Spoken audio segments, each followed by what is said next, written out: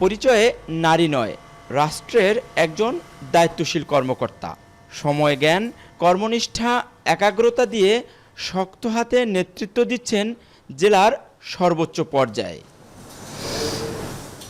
একইভাবে জেলার আরেক শীর্ষ কর্মকর্তা পুলিশ সুপারও একজন নারী, কিন্তু পেশাদারিত্ব আর দৃঢ়তায় অবিচল।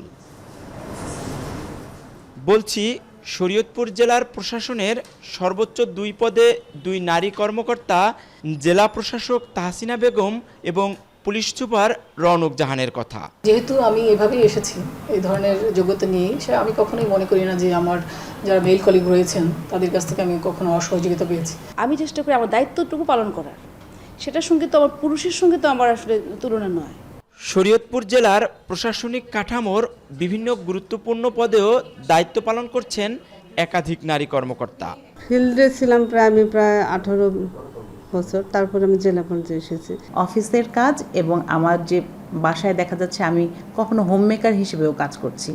নারী হিসেবে নানা সামাজিক ও পেশাগত চ্যালেঞ্জ অতিক্রম করেও তারা নিজেদের দক্ষতা, সততা ও নিষ্ঠার মাধ্যমে প্রমাণ করেছেন যোগ্যতার প্রশ্নে লিঙ্গ কোনো বাধা নয়।